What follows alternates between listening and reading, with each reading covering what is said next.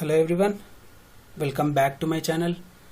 So in this video we are going to learn about electric flux and electric flux density. Okay, so electric flux and electric flux density. Right, if you are first time to my channel, please consider subscribing and hit the bell icon to get video notifications from my channel.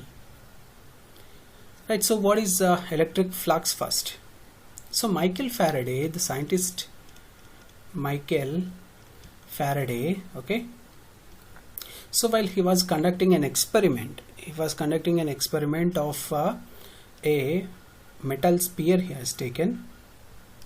Okay, so he has inserted positive charges on it, right, and he has taken another metal sphere,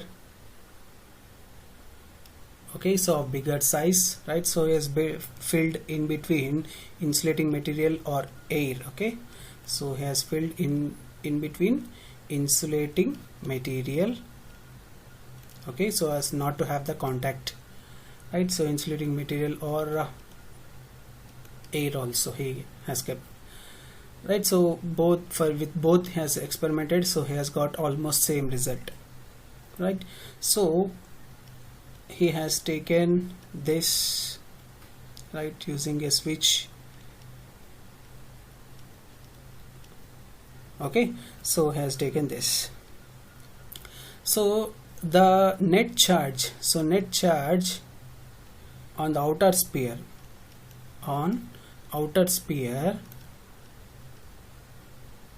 is 0, right, so no charges are there, at the initial stage, right. So what he has done is, so after having some contact between the two spheres, he has taken off the inner sphere, right, so he has removed the inner sphere,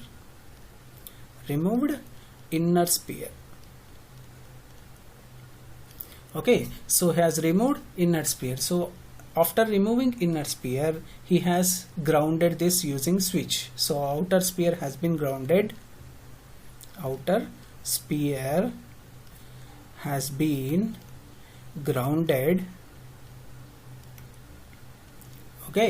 so outer sphere has been grounded, so using switch, so by closing the switch, so outer sphere has been grounded, so the inner sphere has been removed and outer sphere has been grounded.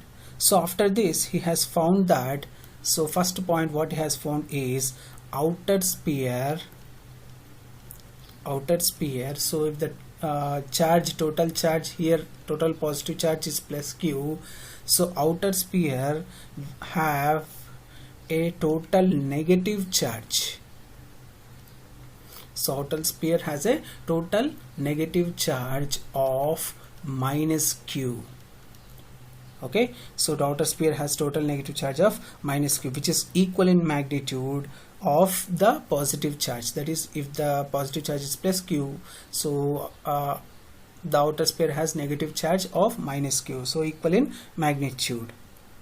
Okay, second point what he has observed from this experiment is, so there is electric displacement. Okay, so there is electric displacement from positive charge to negative charge,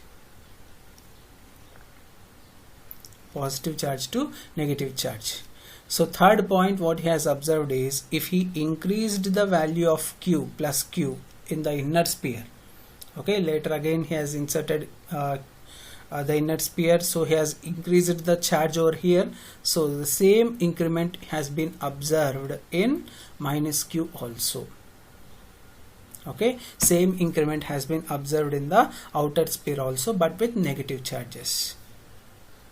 Okay, so what he has postulated is always positive So when there are two charges, one positive and one negative, electric field of lines always passes from positive charge towards the negative charge. So always the field of lines, electric field of lines, will pass from positive charge towards the negative charge. Okay, so this field of lines, he has called it as flux. Okay, so this field of lines are called as flux, right? So electric flux or the electric flux are straight lines. Okay, so electric flux are the straight lines which originate from positive charges, and ends at negative charges,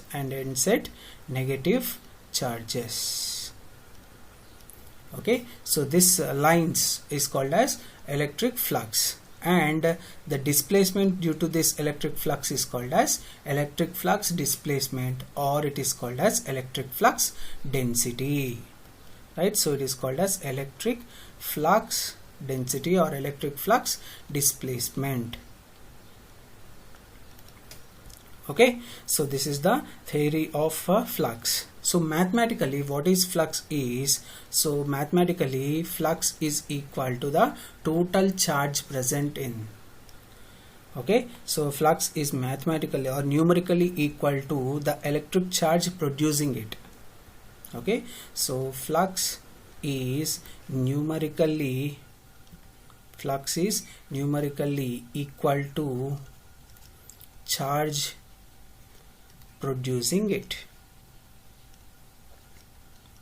Okay, so more is the charge, more number of flux lines will be originated. Okay, so if a charge is more, then more lines of flux will be originated from positive charge to the negative charge. Okay, so mathematically or numerically, flux is equal to the charge producing it. Right. Another important point here is always electric flux lines will starts from positive point charge, and ends at negative charges. Okay, so this is about electric flux, right? Electric flux density or electric field displacement. Okay, so both are same, electric flux density or electric field displacement, anything. Okay, so both represents the same thing, right? So electric flux density, the name only specifies. So suppose if you have a population density, if you want to find population density, what will you do? So total population taken over some area.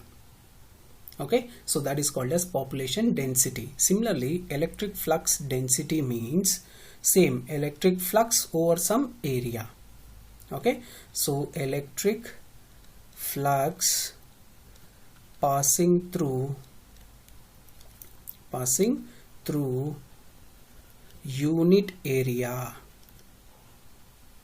Okay, so electric flux passing through unit area is called as electric flux density. Okay, so electric flux density, so electric flux passing through unit area is called as electric flux density. It is represented by d bar. Okay, so it is represented by d bar. Okay, so d bar, so phi or d bar is equal to phi by a. D bar is equal to phi by a. Okay, so phi is equal to integral of s d bar dot ds bar. Surface area is there, so area, so this is surface area, so integral s d bar dot ds bar. Okay, so this is the relationship between flux and flux density. Okay, so what are the units for flux density? So what are the units for flux? So flux, as I have told you, it is numerically equal to charge. So when it is numerically equal to charge, you can write the unit as coulomb. Okay, so you can write the unit for charge, because numerically it is equal to charge producing it. Flux, number of flux lines depends on the charge producing it, so I'm writing it as coulomb. And area, meter square, so coulomb per meter square. So d bar units are coulomb per meter square. Okay, just remember. So if you understand the concept, you can write everything on your own.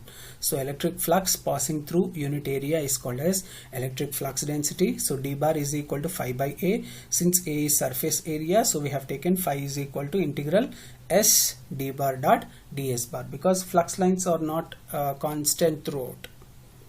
Okay, so flux lines are not constant throughout, so d bar can be written as d phi by ds. Okay, so it depends on the surface, right? So surface area. Okay, so what can we write? D phi is equal to d bar dot ds bar. So phi can be written as integral s d bar dot ds bar. That's all.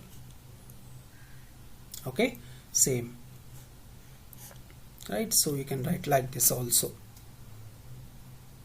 Okay, so the relationship between d bar and E bar, that is electric field displacement and electric field intensity, is d bar is equal to epsilon E bar. Okay, so the relationship by experimental proof only, they have found that the relationship between electric field displacement and electric field intensity is d bar is equal to epsilon E bar, where epsilon is equal to epsilon naught epsilon r. Epsilon naught epsilon r. So for free space, okay, so the medium is free space, then d bar is equal to epsilon naught E bar. D bar is equal to epsilon naught E bar. Okay, so this is the relationship. This is about electric flux density and its units and its relationship between with electric field intensity. Okay, so now the formula. So for point charge, first is for point charge. So for point charge, then what is the formula for electric field intensity? So electric field intensity is given by Q by 4 pi epsilon naught r square, Q by 4 pi epsilon naught r square AR cap, right? So it is volt per meter, right? So send this epsilon naught towards the left hand side, so it will become epsilon naught E bar. So what is epsilon naught E bar? It is d bar. Okay, so for point charge, d bar is equal to epsilon naught E bar. D bar is equal to epsilon naught E bar. So if you send that epsilon this side, so what is left over? Q by 4 pi r square AR cap. Okay, so this is the formula and units are coulomb per meter square. So this is the formula for d bar for point charge. Okay, second, so for infinite line charge,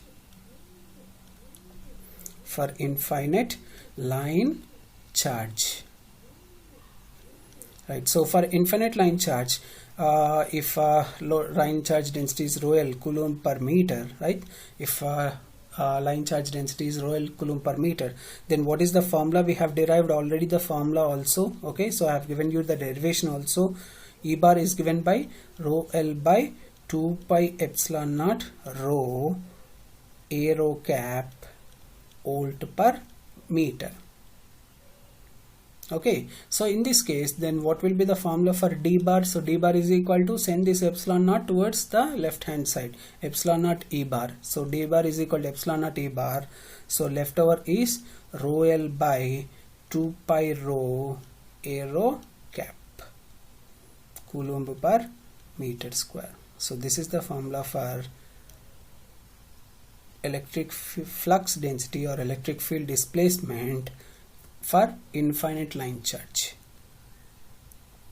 Okay, next third, for infinite sheet of charge. For infinite sheet of charge, that is rho s coulomb per meter square for surface charge density. What I am talking is about for a surface charge density. So for surface charge density, what we have got for E bar is equal to rho s by 2 epsilon naught an cap volt per meter. Okay, so an cap is the unit normal vector.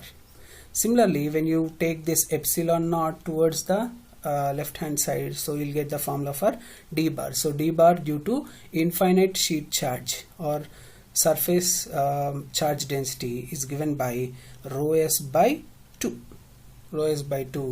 an cap coulomb per meter square. Okay, so this is the formula for surface charge density.